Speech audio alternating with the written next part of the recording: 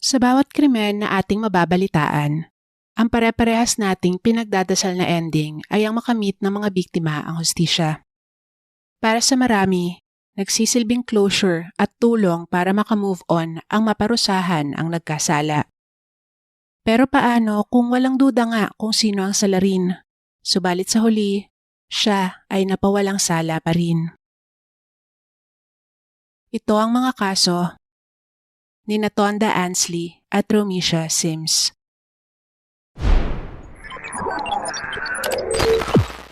Noong summer ng 2002, isang tahimik na komunidad sa Hamilton, Ohio ang naging setting ng isa sa mga pinakakakaibang kasong kriminal sa modern American legal history. Ang kaso ni Tondalyn Ansley ay kalaunang naiugnay sa tinawag ng media at mga legal na komentarista na The Matrix Defense, isang pambihirang insanity defense na nakabatay sa paniniwala ng akusado na ang kanyang realidad ay isang simulation na hango sa pelikulang The Matrix. Ang 37-year-old na si Tondalyn Ansley ay inilarawan ng mga nakakilala sa kanya na isang ordinaryong babae. Bago ang krimen, wala siyang bayolenteng criminal history at tila namumuhay lamang ng normal. Isa siyang tahimik na tao, masipag na manggagawa at walang obvious signs ng matinding sakit sa pag-iisip. Pero sa totoo, siya ay unti-unti nang nilalamon ng kanyang paranoid delusions. Naniniwala siyang nakakulong siya sa isang pekeng realidad na kahalintulad ng simulation na ipinakita sa 1999 movie na The Matrix.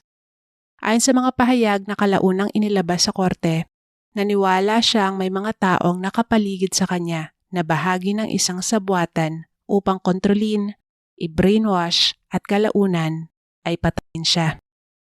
Isa sa mga taong yan ay ang kanyang landlady na si Cherie Lee Corbett. Si Cherie Lee Corbett, 55 years old, ay isang respetadong propesor sa Miami University. Inilarawan siya bilang edukado, matatag at iginagalang sa kanilang komunidad. Walang ebidensya ng anumang seryosong alitan sa pagitan ni Cherie at Tonda. Walang pinansyal o personal na issue. Dahil dito, lalo pang naging nakakagimbal ang mga pangyayari noong July 27, 2002. Sa ilalim ng tirik na araw, sa property kung saan sila nakatira, tahimik na nilapitan ni Tonda ang kanyang landlady na si Cherie habang ito ay papunta sa kanyang sasakyan. Makalipas lamang ilang sandali, umalingaw-ngaw ang 3 putok ng baril at humandusay sa lupa ang wala ng buhay na si Cherie. Nasaksihan ng ilan pang naroon kung paanong pinagbabaril ni Tonda si Cherie sa ulo nang tila walang kahit anumang dahilan o provokasyon. Mabilis na dumating ang pulisya at inaresto ang kalmadong si Tonda. Habang iniimbestigahan siya, inasahan ng mga otoridad na may mabubunyag na lihim na alitan o emosyonal na motibo. Ngunit ang paliwanag ni Tonda ay para bang eksena mula sa isang sci-fi movie. Ayon sa kanya, si Cherie umano ay bahagi ng Matrix o isang computer-simulated reality. Ang mga taong nasa Matrix ay tinatarget umano siya at gumagawa ng krimen laban sa kanya habang siya ay natutulog. Sapilitan din daw siyang dinodroga ng mga ito para makontrol ang kanyang pag-iisip. Totoo niyang pinaniwalaan na nakakulong siya sa isang artificial na realidad at ang pagpatay kay Cherie ay ang tanging paraan para maipagtanggol niya ang sarili at maisalba ang kanyang buhay. Nalaman din ng mga investigador na bukod kay Cherie, plano rin ni Tonda na pasangin ang ilan pang taong pinaniniwalaan niyang bahagi ng sabwatan, kabilang na ang asawa ng biktima at 2 pang individual. Naging sentro ng pambansang atensyon ng kaso dahil sa kakaibang klase ng delusyon ng akusado. Tinawag ng media ang kanyang legal na depensa bilang The Matrix Defense, isang terminong kalaunang ginamit sa iba pang kaso kung saan kiniklaim ng mga akusado na nakagawa sila ng krimen dahil naniwala silang ang realidad ay simulation lamang o hindi totoo. Ito ay isang klase ng insanity defense para ipakita na hindi responsable ang akusado sa krimen dahil para sa kanila ay nasa panganib ang kanilang buhay O kaya naman ay akala nila ay simulation lang din ang krimen na kanilang ginawa. Iginiit ng mga abogado ni Tonda na dumaranas siya ng matinding psychotic o delusional disorder na naging dahilan upang hindi na niya maunawaan ng tama ang realidad. Ayon sa depensa, taos-puso niyang pinaniwalaan na kailangan niyang gawin ang kanyang ginawa upang maprotektahan ang sarili mula sa nakaambang panganib sa loob ng isang simulated na mundo. Sinuri ng nasa 3 psychiatrists ang akusado at napagalamang tunay ang kanyang mga delusyon at hindi lamang gawa-gawang palusot. Sa paglilitis, inilatag ng prosekusyon ang pangunahing detalye ng krimen. Sinadyang barilin ni Tonda ng hindi lang isa kundi 3 beses ang isang walang armas at walang laban na biktima. Samantala, ang depensa ay nakafocus sa mental state ni Tonda. Ayon sa testimonya ng mga eksperto, dumaranas ang babae ng matinding paranoid delusion at totoong naniwala siyang lumalaban siya sa mga puwersang nais siyang patayin. Hindi hinihiling ng depensa sa hukom at hurado na paniwalaan ang Matrix mismo, kundi alamin lamang kung sapat bang malala ang kanyang sakit sa pag-iisip upang mawalan siya ng criminal responsibility ayon sa batas ng Ohio. Sa huli, napatunayang hindi guilty si Ansley dahil sa insanity. Ngunit hindi ibig sabihin nito ay nakalaya siya. Sa halip, ipinasok siya sa isang mahigpit na psychiatric institution upang sumailalim sa gamutan. Sa isang ulat noong 2010, sinabi ng mga doktor ni Tonda na nasa remission na ang kanyang delusional disorder at nagpakita din ito ng matinding pagsisisi sa ginawa. Dahil dito, nagdesisyon ng korte na gawaran siya ng unsupervised day release. Pero bawal pa rin siyang pumunta sa ilang lugar kung saan nakatira ang mga taong binalak niyang saktan noon. Sa kasalukuyan, si Tonda Lynn Ansley ay nasa pangangalaga ng Summit Behavioral Healthcare Center sa Cincinnati, Ohio. Naging hati ang reaksyon ng publiko sa hatol kay Tonda. Ang iba ay naawa at naintindihan ang kalagayan ng babae. At ang iba naman ay naggalit dahil hindi napanagot ang pumatay kay Cherie. Nagkaroon din ng debate ang mga legal experts tungkol sa naging implikasyon ng hatol. May ilan na naniniwalang lehitimong paggamit ito ng insanity defense para sa isang taong may matinding sakit sa pag-iisip, habang ang iba naman ay nagpahayag ng pangamba na ginagamit ang mga tema mula sa pop culture upang makaiwas sa pananagutang kriminal.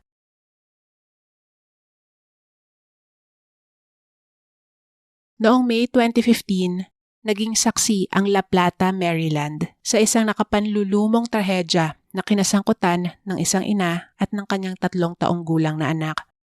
Nabigla ang buong bansa hindi lamang dahil sa pagkamatay ng bata, kundi dahil din sa kakaiba at makadurog pusong mga pangyayari sa likod nito. 24 na taong gulang si Romisha Sims noong mangyari ang insidente. Sabi ng mga taong nakakakilala sa kanya, matagal nang may seryosong problema sa pag-iisip si Romisha.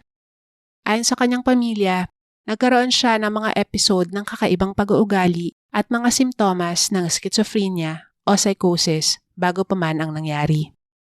Hayagang sinabi ng kanyang ina na kamakailan lamang ay nagsimula ang anak sa psychiatric medication pero lalo pang lumala ang kanyang mental instability.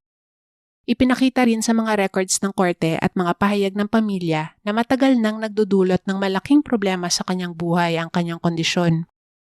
Sa isang punto bago ang insidente, iniulat na humingi ng sole custody ang ama ng bata matapos mabahala sa mga kinikilos ni Romisha. Ayon sa mga ulat, may isang beses pa raw na tumalo ng babae palabas ng isang umaandar na taxi habang buhat ang anak.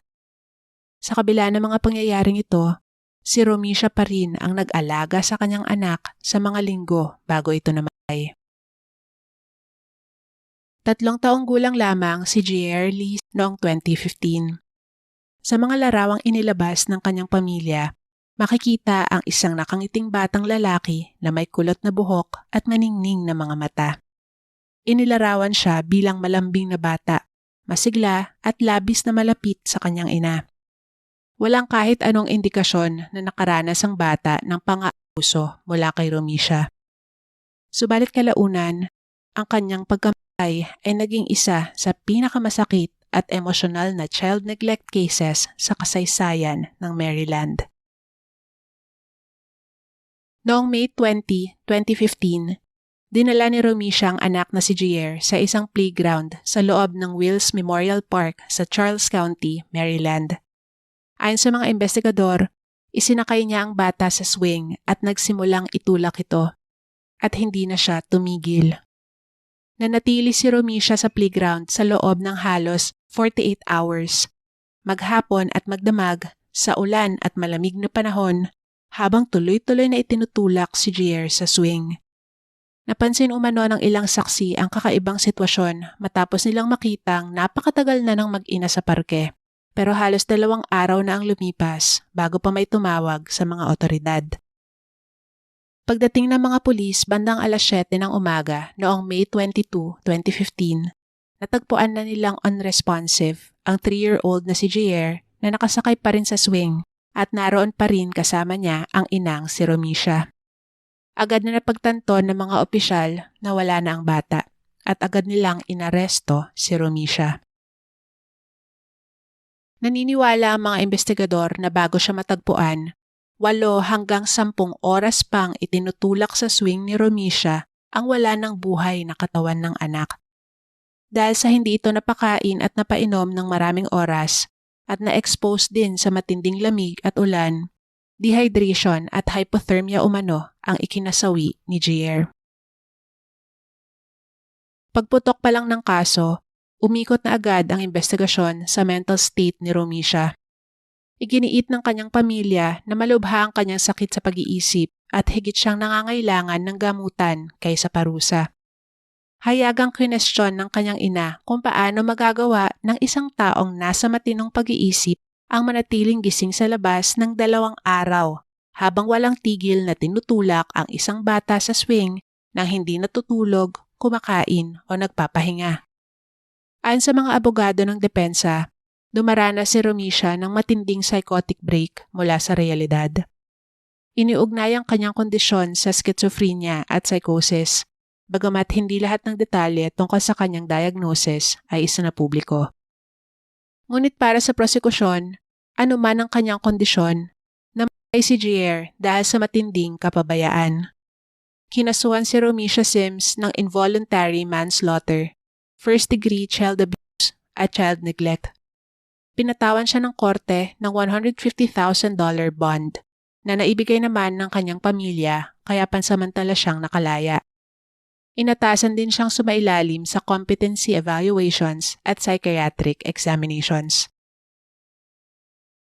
Sa trial, halos walang diskusyon tungkol sa kung ano ang mga pangyayari sa playground dahil wala namang question ron. Sa halip, naging sentral na tanong kung nauunawaan pa ba ni Romisha ang realidad at kung maaari ba siyang ituring na criminally responsible sa kanyang ginawa. Para matukoy ito, sumailalim ang akusado sa masusing pagsusuri ng ilang mental health experts.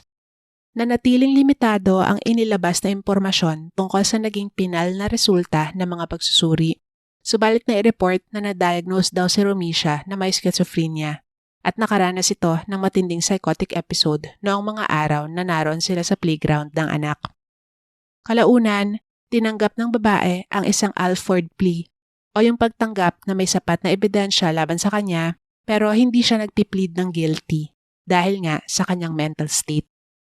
Noong Pebrero 2016, nagdesisyon ng korte na huwag ipiit si Romisha at siya ay ginawaran ng conditional release. Sa ilalim ng conditional release na ito, mahigpit siyang imomonitor ng mga psychologists at dapat siyang sumunod sa isang striktong treatment plan. Bukod dyan, bawal din siyang magkaroon ng unsupervised contact sa mga bata. Ayon sa reports, tumatalima naman si Romisha sa mga dapat niyang gawin at nagpupursige ito para maging isang nurse. Nagpahayag ito ng pagnanais na mag-move forward sa buhay sa tulong at suporta ng kanyang pamilya. Ang masaklap sa mga kaso ni Natonda Lynn Ansley at Romisha Sims ay ang pagiging preventable sana ng mga ito. Maaari sanang naiwasan ang trahedya kung nagkaroon ng mas maagang intervention. Ang stigma sa paghingi ng tulong para sa mental health issues at ang pagkukulang ng healthcare system ay nananatiling malaking problema sa maraming bansa, pati na rin dito sa Pilipinas. Sana ay magsilbing paalala ang mga kasong tulad nito na bantayan at kamustahin natin ang ating mga mahal sa buhay at alagaan natin ang bawat aspeto ng ating mga sarili. Anong masasabi nyo sa kasong ito? I would love to hear your thoughts dyan sa comment section. Don't forget to like and share this video and subscribe to my channel for more content like this. Salamat po sa panonood at ingat tayong lahat. Bye!